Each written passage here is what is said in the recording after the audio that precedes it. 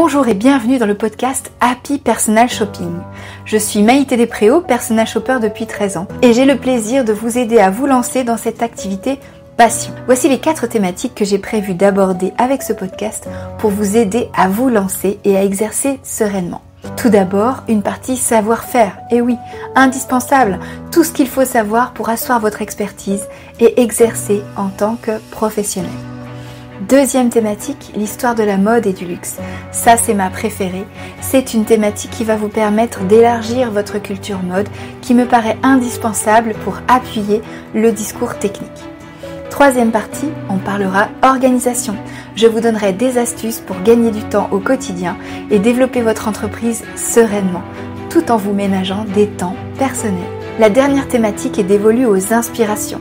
Tout ce qui va vous permettre de vous nourrir, de nourrir votre culture mode bien sûr, mais aussi votre créativité pour mieux accompagner les personnes qui vont vous faire confiance. Si ça vous plaît, alors je vous propose qu'on commence tout de suite avec l'épisode du jour. Bonjour et bienvenue dans ce nouvel épisode du podcast Happy Personal Shopping. Aujourd'hui, ça y est, je me décide enfin à vous parler des expositions qui m'ont le plus marqué ces dernières semaines. J'ai eu la chance de passer quelques jours à Paris et j'en ai profité pour faire toutes les expositions de mode que j'ai pu et donc je vais vous en parler aujourd'hui. Alors pour commencer, j'aimerais vous parler d'une exposition qui m'a vraiment bluffée. C'est celle des 100 ans de la maison Le Sage à la galerie le 19M. C'est un espace en fait qui a été construit par Chanel pour abriter tous les ateliers que Chanel protège, des ateliers qui lui permettent de faire de la haute couture mais qui permettent aussi à d'autres grandes maisons de faire de la haute couture. Pour cela, je parle de Givenchy, Balenciaga, Schiaparelli qui utilisent les ateliers justement qui sont protégés par Chanel, eux aussi encore aujourd'hui. Cette galerie, elle est dans le nord de Paris, c'est pas très facile d'y aller, j'avoue, mais je suis très contente d'avoir fait le déplacement parce que j'ai vraiment été bluffée. Déjà, le bâtiment est incroyable, il a été fait par le même architecte que le musée de Marseille, le Mucem. Je ne me souviens plus du nom de l'architecte, mais ça, vous pourrez retrouver facilement. Et puis, une fois qu'on est à l'intérieur, moi ce qui m'a le plus bluffé, c'est vraiment ce clash entre ce qu'on imagine de la broderie. Voilà, vous prenez votre grand-mère, vous prenez une aiguille, vous voyez la broderie au point de croix, la broderie avec les fils un peu brillants DMC, enfin moi c'est ça en tout cas que ça me rappelle, la broderie. Et quand on arrive là, en fait, c'est tout un autre monde. Bon, si on passe après la première salle qui est somme toute un peu petite et qui est vraiment là pour poser le cadre, l'histoire de la famille, voilà, et les rituels qui existent dans l'atelier, on rentre dans une salle noire dans laquelle est projeté sur 3 faces un film. Et ce film, vraiment, moi, m'a étonnée. Vraiment étonnée parce que je m'attendais pas du tout à voir ce que j'ai vu. Et en fait, ce petit film propose de présenter une dizaine de pièces haute couture de toutes les maisons et d'en faire une vision 3D, une plongée à l'intérieur de la broderie. Quand on parle broderie, vous imaginez peut-être comme moi un tissu sur lequel il y a des dessins qui sont faits à l'aiguille en relief. Mais voilà, ça, c'est pas un relief énorme et ça reste quelque chose qui est décoratif. Et c'est tout. Et en l'occurrence, ce qui m'a plu dans le film que j'ai vu, c'est que justement, les caméras plongent artificiellement, bien sûr, dans le motif. Et donc on a l'impression de toute la profondeur et de tout le relief que peut avoir la broderie, parce que l'infiniment petit devient infiniment grand sous nos yeux. Et justement, ce rapport entre infiniment petit et prouesse technique, parce que vraiment ça l'est, c'est assez incroyable, parce qu'en fait, on est emmené, on est happé, un peu comme si on survolait un paysage qui peut être lunaire, un paysage qui peut être plus montagneux, en fonction de la broderie qui a été choisie, et donc de l'article haute couture qui a été choisi. Et c'est un festival de couleurs, c'est un festival d'émotions aussi, et c'est assez incroyable comment est-ce que la broderie paraît vivante devant nos yeux, et surtout avoir une telle profondeur, un tel relief vraiment. Et pour avoir regardé des broderies de près grâce aux expositions mode que je peux voir, mais c'est la première fois que j'ai vraiment vu une broderie en fait, puisque j'ai plongé à l'intérieur, encore une fois comme je vous disais, parce que j'ai été infiniment petite grâce à ce film. Rien que ça déjà, ça valait le coup d'œil, et pourtant quand je suis arrivée dans la pièce, je me suis dit, encore un film sur 3 côtés pour faire moderne, mais en fait non. Le Sage, c'est une maison qui est ancienne, qui a plusieurs générations de brodeurs. 3, si je dis pas de bêtises. Il y a d'abord eu Albert, ensuite il y a eu François et Jean-François qui est aujourd'hui à la tête de la maison. Il y a eu 3 générations de brodeurs et pourtant ils sont hyper modernes puisque la dernière collection de Karl Lagerfeld qui a vraiment marqué l'évolution de Le Sage, ça a été la collection de 2015 pour laquelle Lagerfeld est arrivé avec un tailleur qu'il avait fait à son arrivée chez Chanel en 83 et qu'il a demandé à Monsieur Le Sage, donc François Le Sage, à retravailler pour proposer quelque chose qu'il n'avait jamais fait.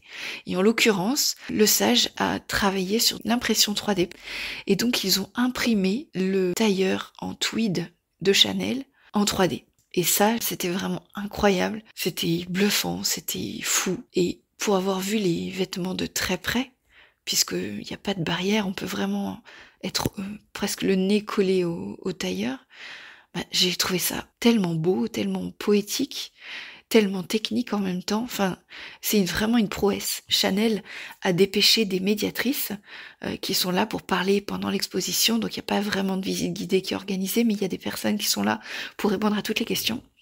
Et en l'occurrence, cette personne-là nous explique tout ce que je suis en train de vous dire, que Chanel avait, donc que Karl Lagerfeld avait pour projet de réinventer le tailleur en tweed, et que c'est chose faite grâce à l'impression 3D justement, et à cette prouesse qu'a pu faire François Le Sage avec son équipe. Et donc les tailleurs sont imprimés en 3D, donc il n'y a pas de couture, c'est incroyablement léger, doux et fluide. Alors je n'ai pas touché, mais je le crois volontiers.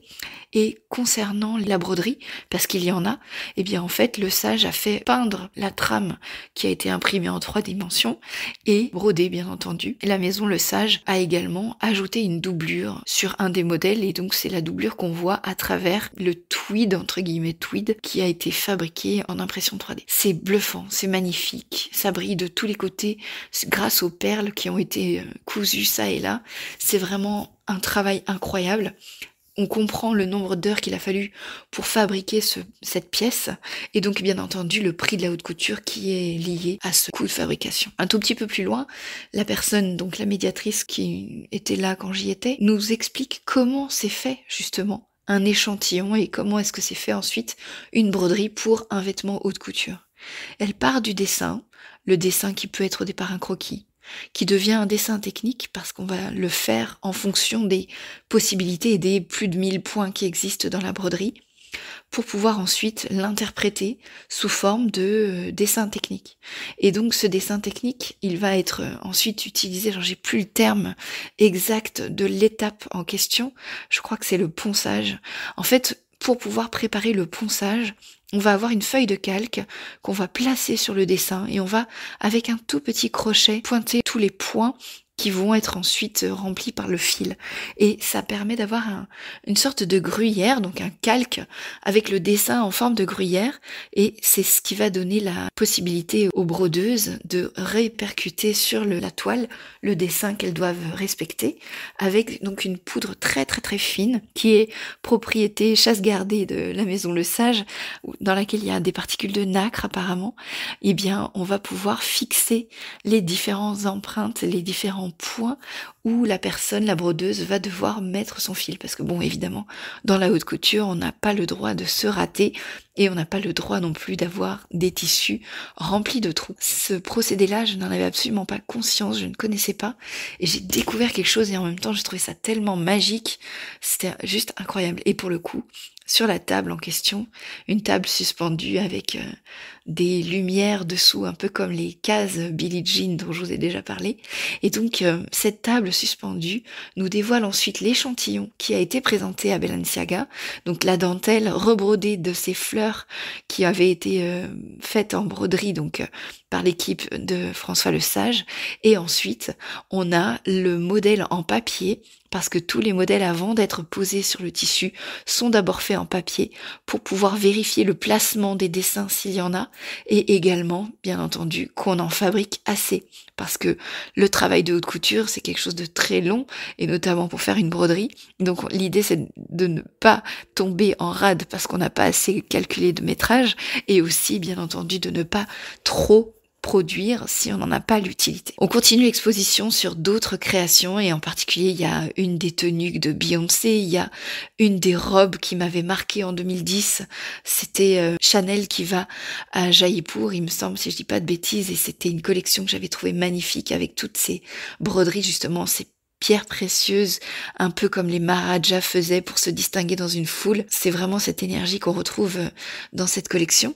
Et il y a aussi des échantillons que Madeleine Vionnet avait demandé à Le Sage. Il y a aussi Yves Saint Laurent, bien entendu, avec des pièces fabuleuses. Enfin bref, c'est vraiment magnifique.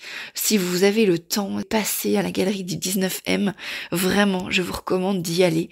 C'était incroyable. Ce qui fait que je vois le temps passer, on est déjà au-delà des 10 minutes, donc je vous parlerai des autres expositions une autre fois. Si jamais cet épisode vous a plu, n'hésitez pas à me le dire en commentaire, à me dire si vous aussi vous avez été voir cette exposition fabuleuse, ce que vous en avez pensé. Vous pouvez aussi venir me le dire sur les réseaux comme Instagram ou LinkedIn. N'hésitez pas, vraiment, ça me fera très plaisir de pouvoir échanger avec vous.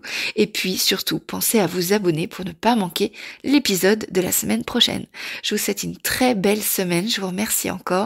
Désolée pour ma voix qui est un petit peu étrange aujourd'hui, je dois couver un chat dans la gorge. En tout cas, je vous souhaite une merveilleuse semaine, prenez bien soin de vous et je vous retrouve la semaine prochaine. Merci pour votre fidélité, à la semaine prochaine.